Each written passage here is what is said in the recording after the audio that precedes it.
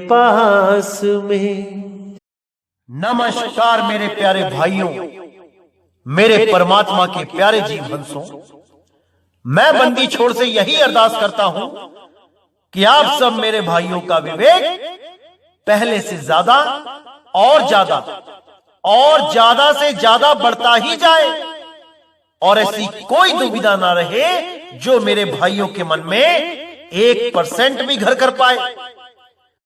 हर बात मेरे भाइयों को एकदम समझ में आने लग जाए, एकदम क्लियर होती चली जाए। कोई भी भरमभूत, कोई भी प्रॉब्लम टिक ही ना पाए। मैं बस यही अरदास करता हूं। और जो मेरे भाई मुझे फोन और मैसेज करके बोलते हैं कि हर चीज क्लियर होती जा रही है, सारे भरम के पर्दे दूर होते जा रहे हैं, तो यकीन मानना भाइयों, बहुत खुशी होती है कि मेरा यहां सत्संग करना सफल हो रहा है। और बहुत से ऐसे भाई हैं जो अलग अलग अधूरे गुरुओं के पास अपना जीवन बर्बाद कर रहे थे।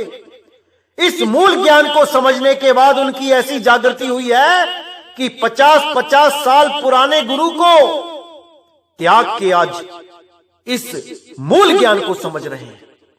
बहुत खुशी होती है जब ये जीव जाग जाता है, क्योंकि मेरे भाइयों समय आ चुका है जागने का। यही समय है जागने का। इसी समय के लिए सब संतों ने पूरी महिमा गाई थी कि एक ऐसा समय आएगा जब पूरे विश्व में सतनाम का डंका बजेगा, शब्द गुरु के नाम का डंका बजेगा। और वो यही समय है मेरे भाइयों। तो मैं हमेशा यही अरदास करूंगा उस मालिक से कि आप सब मेरे भाइयों को सत्य और असत्य में निर्णय करने की शक्ति, विवेक शक्ति वो मालिक बख्शता रहे और आपका पूरा विश्वास सत्य के साथ जुड़ा रहे, क्योंकि सत्य ही साहिब है, सत्य ही साहिब है। तो मेरे भाइयों, आज हम जो वाणी लेंगे बहुत इंपॉर्टेंट वाणी है, कबीर सागर से लेंगे। और उन लोगों के लिए ये वाणी लेंगे जो लोगों को ये कह के भ्रमित करते हैं कि शब्द बड़ा नहीं है, कबीर बड़ा है। यानी कबीर साहब की देह को कहते हैं कि कबीर बड़ा है, यानी कबीर पहले था, शब्द तो बाद में आया है। यानी पहले कबीर साहब थे और शब्द उन्होंने बोल के प्रकट किया। ये उन लोगों को भरमाते हैं जिनके पास अभी विवेक नहीं है, और जिसके पास विवेक नहीं है वो इन बातों को सुन के भ्रमित हो जाते हैं। जो शब्द गुरु की महिमा को ना जानकर उस देह गुरु की शरण में चले जाते हैं, जो अपने आप को कबीर घोषित करके बैठे हैं कि हम ही कबीर हैं, केवल इसलिए क्योंकि उनके पास शब्द का भेद नहीं है। ये लोग ये समझते हैं कि कबीर से पहले कुछ नहीं था, कि कबीर साहब ने ही शब्द का उच्चारण किया तो शब्द प्रकट हुआ। ये शब्द को 52 अक्षरी शब्द समझते हैं। अभी इनको नहीं पता कि कबीर साहब का मूल शब्द, जिसको सार शब्द कहते हैं, वो तब भी था जब किसी सतलोक, अलखलोक, अगमलोक की भी शुरुआत नहीं हुई थी, ना ही कोई देह धारण किया गया था, ना ही कबीर साहब ने कोई शरीर धारण किया था। वो शब्द तब भी था और उस शब्द में ही सतगुरु कबीर साहब का वास था। उसी शब्द में कबीर साहिब वास करते हैं, उसी शब्द को शब्द गुरु कहते हैं, और उसी शब्द का प्रचार करने के लिए बंदी छोड़ सतगुरु कबीर साहब इस काल के लोक में आते हैं, इस माया के लोक में आते हैं, आपको और हमें यहां से सदा सदा के लिए आजाद करने। ना कि वो कोई ऐसा शब्द दे देते हैं जो उन्होंने बोल के प्रकट किया कि उसका मंत्र जपो, ऐसा नहीं है भाई। साहिब कहते हैं तंत्र मंत्र सब झूठ है, इनमें ना उलझे कोई, और सार शब्द जाने भी ना, कागा हंस ना होए। उस सार शब्द को जान लो मेरे भाइयों, जो आदि अनादि है, जो परम सनातन है साहिब। तो आज जो हम वाणी लेंगे उससे ये बिल्कुल साबित हो जाएगा कि कबीर साहब कहां वास करते हैं, कहां है उनका सतलोक, कौन सा है उनका लोक जहां पे वो सदा वास करते हैं। क्योंकि साहिब ने इशारा किया है कि लोक ये लोक शब्द है भाई, और जिन जाना तिन संशय जाई। जिसने ये जान लिया कि वो लोक जहां पे मैं वास करता हूं वो शब्द ही है, उसके सारे संशय खत्म हो जाते हैं। तो इस वाणी को बहुत गहराई से समझना है, एक एक अक्षर को समझना है। तो क्या कहती है वाणी? अविगत रूप छाड़ हम दीना, संत स्वरूप भेष गहलीना, शब्द स्वरूप बनाए सोई, तिनकी देह न छाया होई। यहां पे साहिब बताते हैं कि अविगत रूप छाड़ हम दीना, यानी वो शब्द स्वरूप जो उनका निज स्वरूप है उसको उन्होंने छोड़ के संत स्वरूप भेष गहलीना, वो संत स्वरूप में भेष बना के इस तीन लोक में आ गए, इस मृत्यु लोक में आ गए हम सबको ज्ञान समझाने। तो कहते हैं शब्द स्वरूप बनाए सोई, तिनकी देह न छाया होई, कि जो शरीर उन्होंने यहां पे आके बनाया वो भी कोई 5 तत्वों का नहीं था कि उसकी कोई छाया होगी। उस शरीर की छाया नहीं थी, वो विदेह स्वरूप थे, शब्द स्वरूप थे।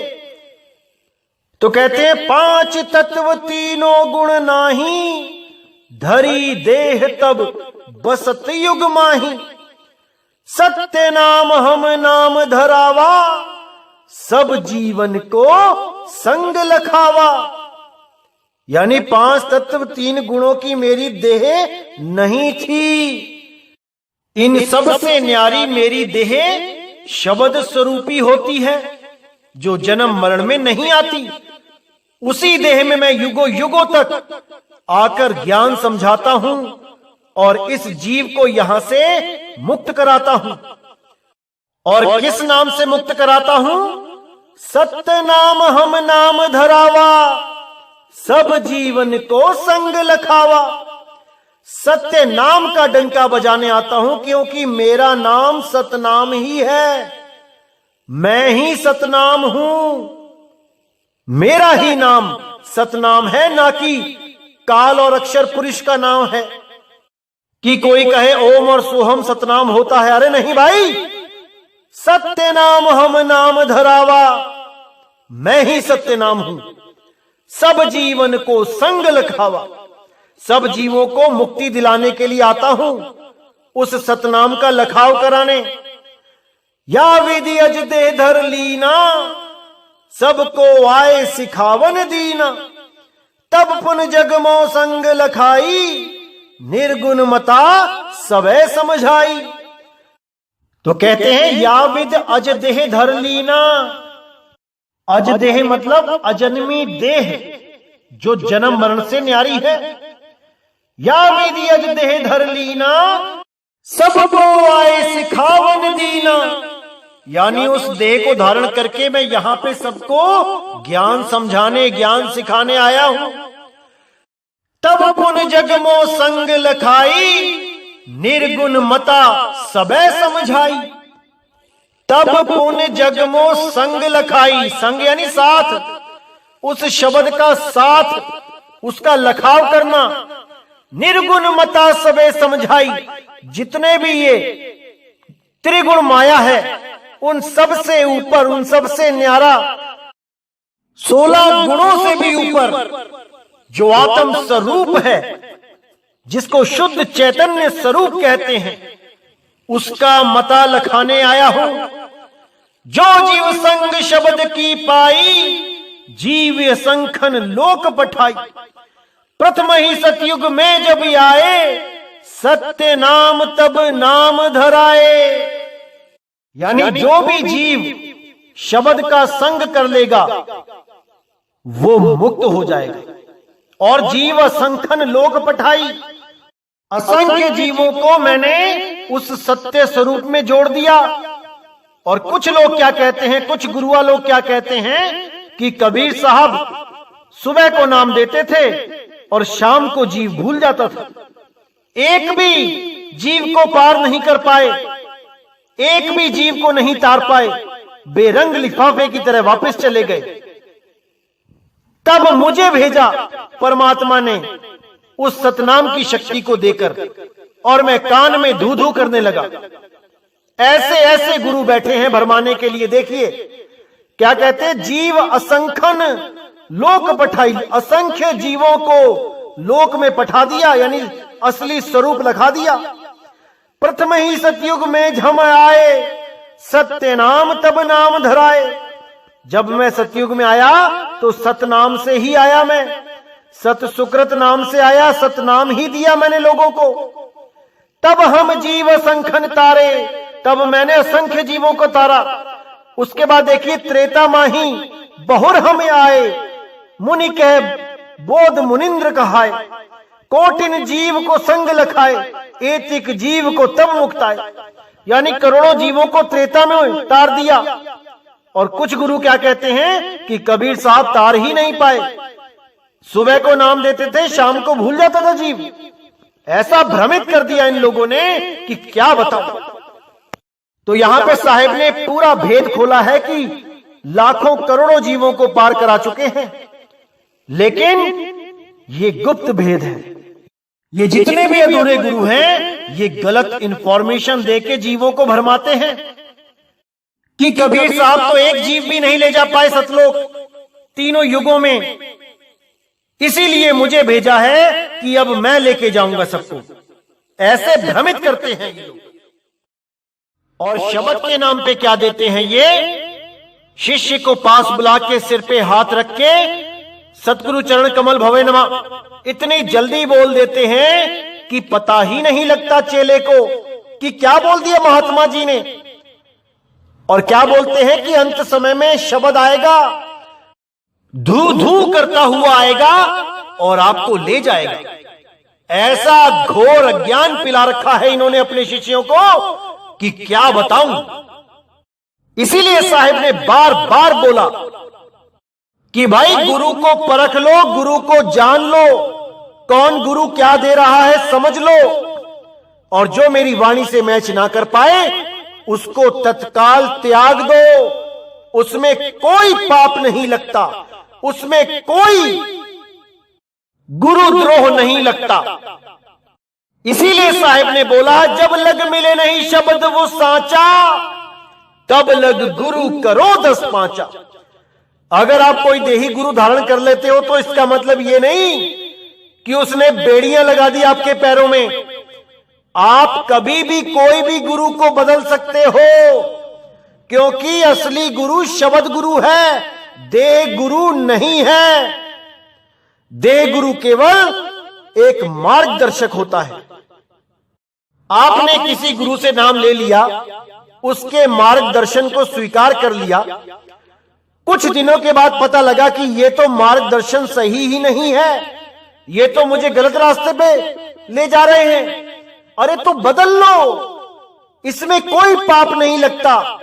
हजारों गुरु बदले हैं लोगों ने, तुम भी एक बदल लो, कोई फर्क नहीं पड़ता।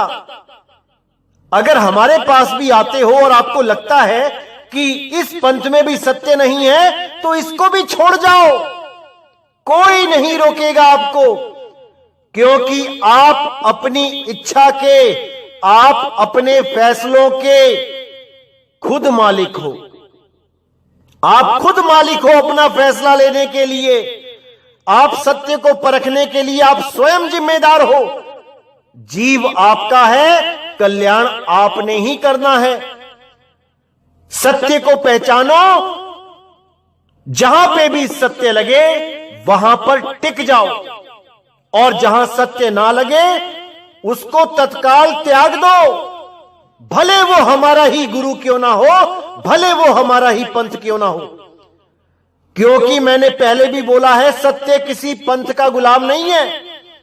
किसी भी पंथ में आपको सत्य मिलता है, आप बेधड़क होके जाओ। जहां पर आपको सत्य मिल जाता है उसको ही सत्य गुरु स्वीकार करो, उसको ही सत साहिब स्वीकार करो।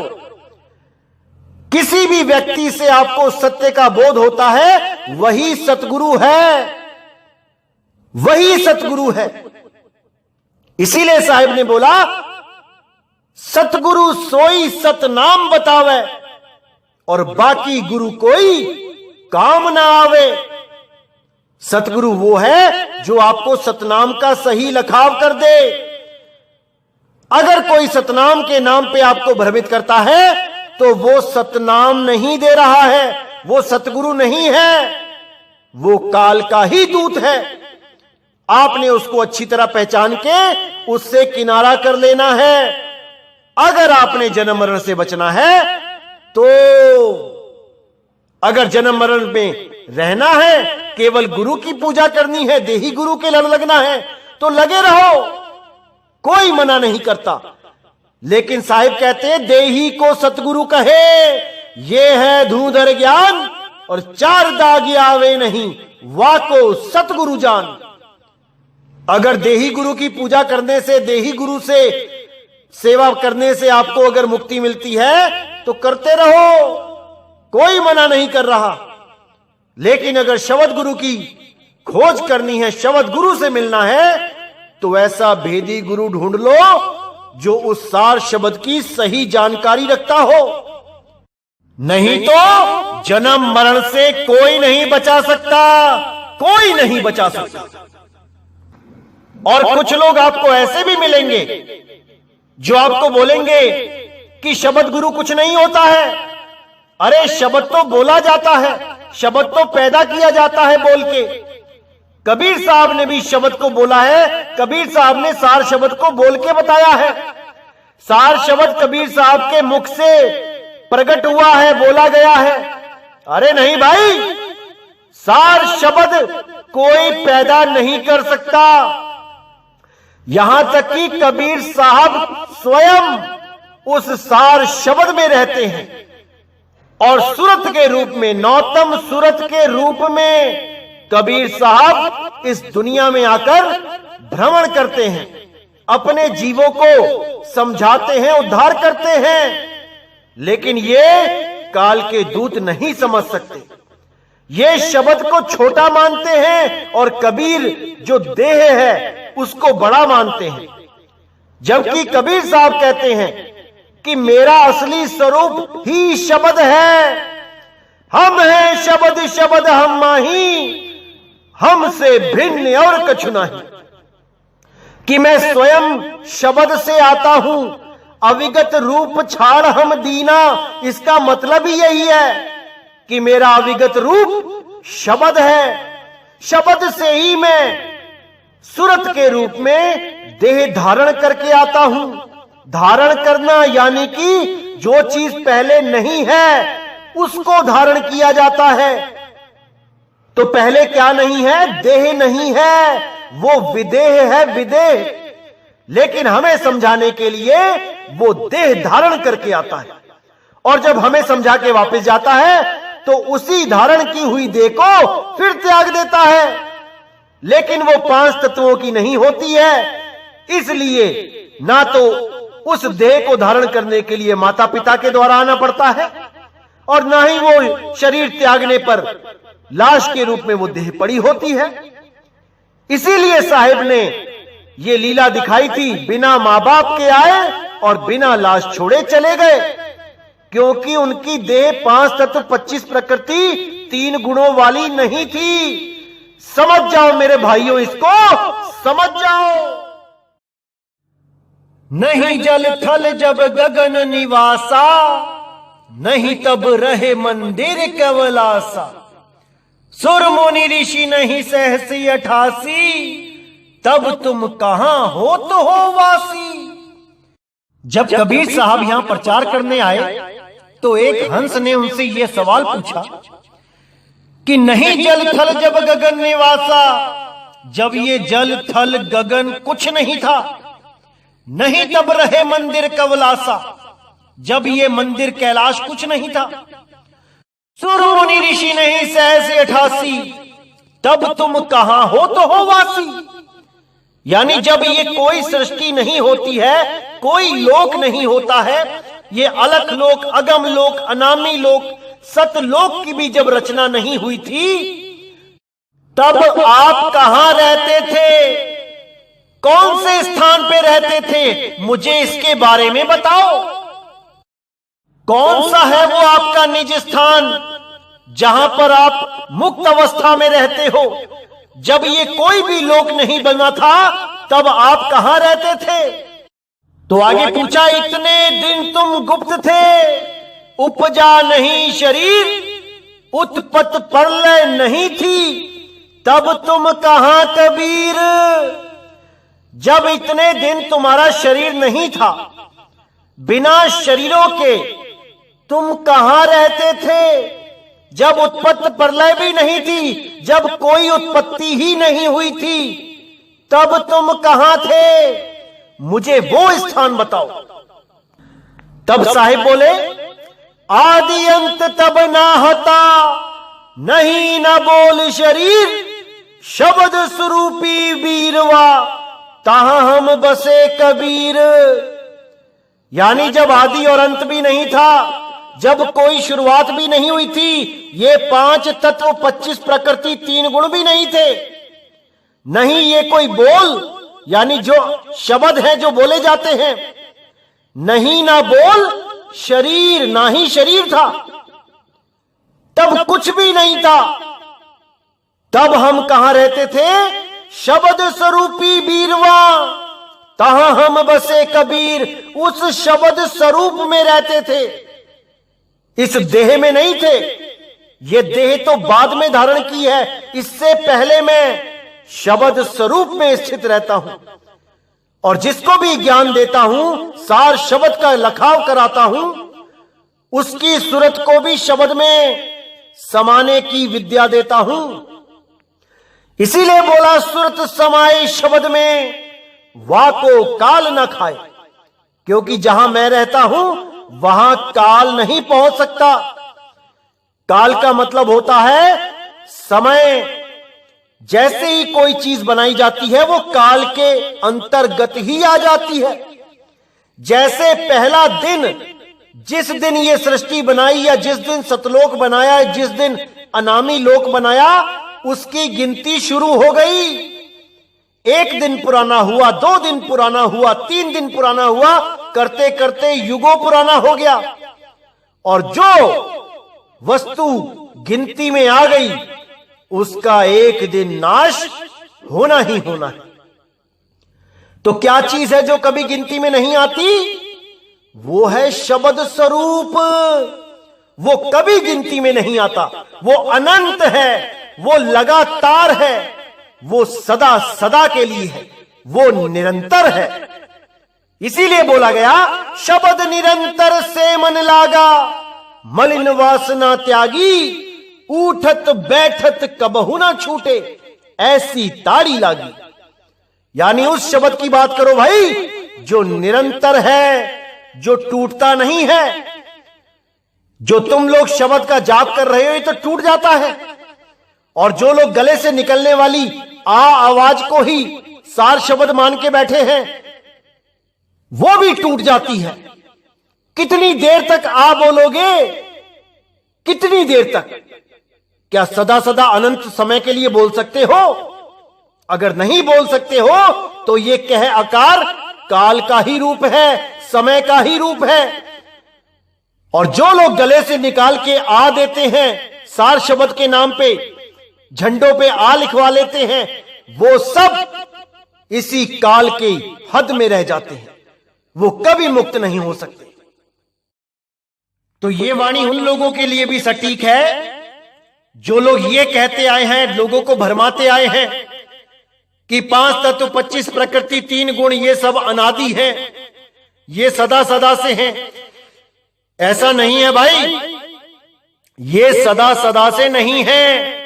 सदा सदा से अगर कोई है तो वो केवल एक है, और वो शब्द गुरु है जो सदा सदा से है, अनंत है।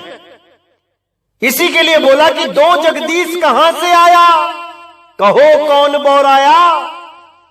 कितने ही YouTube चैनल देखिए जो कहते हैं कि ब्रह्म भी और आत्मा भी ये दोनों ही अनादि है, दोनों ही अक्षर हैं। ऐसे लोगों को मैं क्या बोलूं, दो को जगदीश बना दिया इन लोगों ने कि दोनों ही शुरू से हैं और अंत तक रहेंगे। ऐसे लोगों को तत्काल त्याग देना चाहिए जो लोगों को भ्रमित करते हैं। परमात्मा एक है, एक ही रहेगा। वो शब्द गुरु एक है, एक ही रहेगा। उसका मुकाबला कोई नहीं कर सकता। वो अनंत है, वो स्वयं से है, वो किसी के द्वारा पैदा नहीं किया जा सकता और ना ही उसका कभी अंत होता है। इसीलिए नानक साहब ने कहा, आदि अंत एको अवतारा, सोई गुरु समझियो हमारा। कि मेरा गुरु तो वो एक है जिसका कोई आदि और अंत नहीं है। वो सदा सदा से है, अटल अविनाशी है। मैं केवल उसको गुरु मानता हूं। तो इसी को अच्छी तरह समझना है मेरे भाइयों, क्योंकि भरमाने वाले बहुत आएंगे, कोई गिनती नहीं इनकी। लेकिन आपने विवेक को ऐसे जगा के रखना है कि कोई आपको लूट ना जाए। गली गली में बैठे हैं लूटने के लिए, लेकिन आपने जागते रहना है। जो जागता रहेगा वो बचा रहेगा, और जो सो जाएगा उसका सब कुछ खो जाएगा। इसलिए मेरे भाई हमेशा जागृत रहो। साहिब ने इसीलिए बोला, कहे कबीर सुनो भाई साधो, जागृत कीजिए ठौर, मुसाफिर जाग जरा, तेरी गठरी में लागा चोर। तो भाई ये चोर हमारी गठरी को लूट के ना ले जाएं, इसलिए हमने अपने विवेक को सोने नहीं देना है, हमेशा जागे रहना है। तो इसी के साथ मेरे भाइयों ये सत्संग यहीं समाप्त करता हूं, और अगला सत्संग बहुत जल्दी आएगा। तब तक इन सत्संगों को बार बार सुनिए, लगातार सुनिए, ताकि हर चीज आपको पूरी समझ में आने लगे। और बार बार सुनने से क्या होता है, और भी गुप्त भेद जो पहली बार में नहीं समझ में आते, वो बार बार सुनने से समझ में आने लग जाते हैं। ऐसा ज्ञान प्रकट हो जाता है कि उसके बाद कुछ जानना शेष ही नहीं रह जाता। इसीलिए मेरे भाइयों पूरा विवेक लगाना है, पूरा विचार करना है। इसी का हवाला देते हुए गरीबदास जी भी बोलते हैं, मगर देश को किया पयाना, दोन्यों दीन डुराया है। घोर कफन हम काठी दीजो, चदरी फूल बिछाया है। गैबी मजली मार्फते ओंडी, चादर बिच न पाया है। काशी बासी है अविनाशी, नाद बिंद नहीं आया है। यानी कि जब कबीर साहब का समय यहां पे समाप्त होने वाला था, 120 साल पूरे होने वाले थे, तो वो काशी को छोड़ के मगहर की तरफ रवाना हो गए और दोनों दीन वहां पहुंच गए अपने गुरु के अंतिम दर्शन करने के लिए। तो जब कबीर साहब ने वहां पे लीला करी, सबको बोला कि आप बाहर रहो और मैं अंदर जा रहा हूं। जब वो झगड़ा करने लग गए, हम जलाएंगे, हम दफनाएंगे, तो कबीर साहब अंदर चले गए और अंदर अपने ऊपर चादर ले ली। जैसे ही चादर ली तो बाहर क्या आवाज आई कि खोलो पर्दा है नहीं मुर्दा, मिथ्या युद्ध कर डाला। ऐ मूर्ख नादाना, तुमने हमें नहीं पहचाना। यह आवाज सुनते ही दोनों दीन के शिष्य अंदर की तरफ भागे। अंदर जैसे ही चादर उठाई तो वहां क्या देखा कि फूल ही फूल पड़े हैं। वो लाश वहां से गायब थी। इसीलिए बोला कि काशी बासी है अविनाशी, नाद बिंद नहीं आया है। यानी वो काशी का वाशी जुलाहा कबीर वो नाद और बिंद में नहीं आया है, यानी ना तो वो किसी का नाद का चेला है और ना ही वो किसी बिंद का पुत्र है। उन दोनों से न्यारा वो अविनाशी है। उसको जानना पड़ेगा, समझना पड़ेगा, तब बात बनेगी। तो आगे कहते हैं, ना गाड्या ना जा रे जुलाहा, शब्द अतीत समाया है, चार दाग से रहता सतगुरु, सो हमरे मन भाया है। यानी ना तो उसकी लाश को कोई गाड़ पाया और ना ही कोई जला पाया। और वो कहां चले गए? शब्द अतीत समाया है, उस शब्दातीत में, यानी 52 अक्षरों से अलग जो शब्द है उस शब्द गुरु में वो समा गए। चार दाग से रहता सतगुरु, यानी 4 दाग से रहत है जो बंदी छोड़ सतगुरु है। सो हमरे मन भाया है, केवल मैं उसी की वंदना करता हूं, केवल वही एक पूजा करने योग्य है और वही हम सबका साहिब है।